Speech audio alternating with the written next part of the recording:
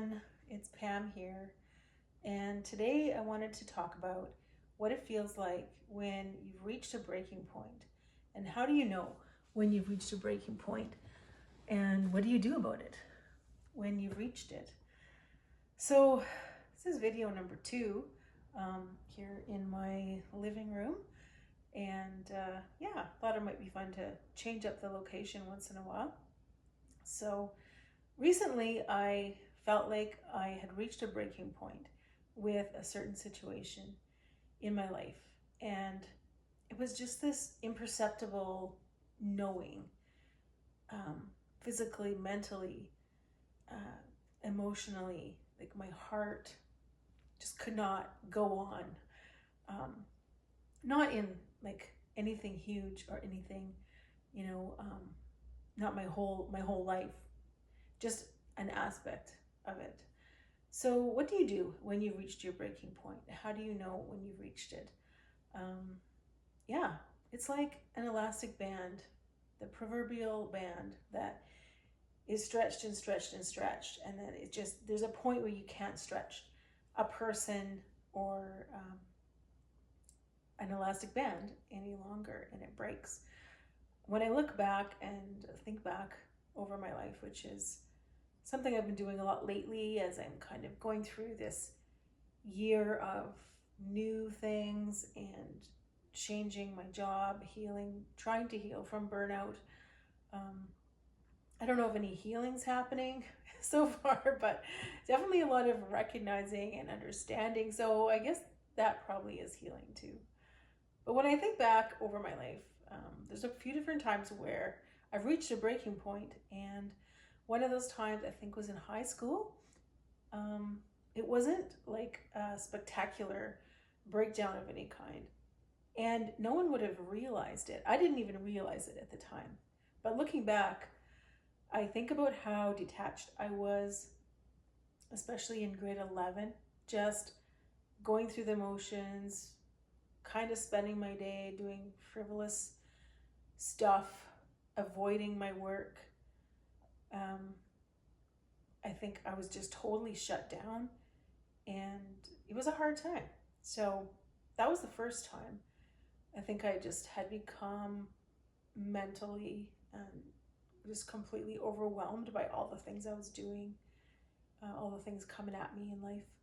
And then there was college, which was a little bit more of a spectacular type of breakdown, where I wasn't crying and flailing around or anything, but well, maybe it was. I don't know. But I remember coming home for Christmas and just having this inner knowing that I had reached a threshold. I had reached a breaking point where there was no way I could gather up my resources again to go back to the college. And so, or to the university. I was at Trinity at the time. And that was really hard because I was a resident assistant and I had to kind of abandon my dorm. I mean, a lovely friend of mine took it over and they were fine. Um, but the guilt of leaving all that was hard, and I just really needed to rest. And I think looking back, I wish that I hadn't taken that break in some ways, because I thought I would be able to reconnect with my family. I would be able to kind of heal and reset. And what ended up happening is there was a lot of busyness. The family was in the middle of a huge move, and also I took on a full-time job as a substitute teacher, even though I didn't have my degree yet. Um, and that was just all encompassing. Um, and so, yeah, things actually got kind of worse after that point. So I wish I hadn't have. I wish I had somehow found the will or the energy to push through and go back to school. But what happens, happens. And it was a good experience in some ways. So, how do you get to these points? How did I get to, a point where I had to quit teaching in the classroom? What was the breaking point for that? That's a whole nother video. So we're going to go there someday. Maybe not today. But other people pushing you, stretching you, that can lead to a breaking point, and not having the boundaries to say no, not understanding that you're being pushed too hard, or that people are asking you to do things that you can't do, but you still just do them anyway.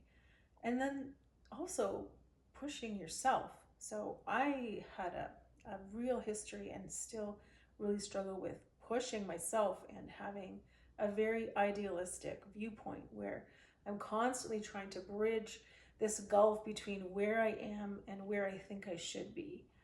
And that was sort of a chronic thing. So yeah, other people, you're not having boundaries with yourself, with other people. And at some point, the need for peace just overrides everything else. And I think that's kind of a place where I'm at. And I'm willing to forego connection. I'm willing to forego looking like a good person, looking like I have it all together, and doing the right thing has become second to finding my peace, because I'm at that breaking point with some things. So just looking at my notes here. Yeah, sometimes things that have been broken before break more easily. So we know that, right? And you have to care for yourself. I've had to care for myself better because I know when I get to that point. I know what it feels like now. And I know when the fibers are starting to tear and the elastic is starting to rip. And so there's some mental signs, some physical signs, heart racing, sleep problems, ruminating, just constant thoughts, ruminating on things. And and then the emotional, like your heart just feeling heavy, and realizing like, okay, you're subjecting yourself to this over and over again, and it's hurting you, and there's a breaking point, right? You have to stop. So learning to say that magic word, no, I can't do that. That's really hard because no is such a limiting word. It is a limiting word. It says this far and no further. And it can feel like you are limiting relationships and cutting off connection with other people. And no one wants to do that. I value the relationships in my life, and I want to keep them. But kind of realizing that if the relationships rely on you taking on too much and pushing yourself past a breaking point, then maybe the relationship isn't what you thought it was. Maybe it's a little too one-sided. So something to think about there. Removing yourself from a situation or a person that is just draining, that can be really difficult to recognize. But I recently reached that breaking point, and just wanted to talk it through a little bit and ask, have you reached a breaking point at some point in your life? Or how do you recognize when you're getting to that point?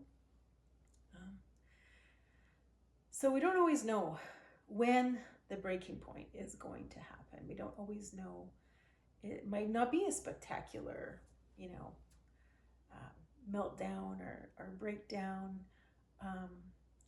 It just might be a quiet snap, a knowing. Maybe you've just been pushed too hard, too far, for too long, and reached the breaking point. So, well, I don't know where this one would be classified. Probably just personal stories. But I'd be interested to hear what you think of that, and if you had a similar experience, and what you did about it. So if you like the video, if you want to hear more, feel free to subscribe and like the video. And thank you so much for being here. And I will talk to you again soon.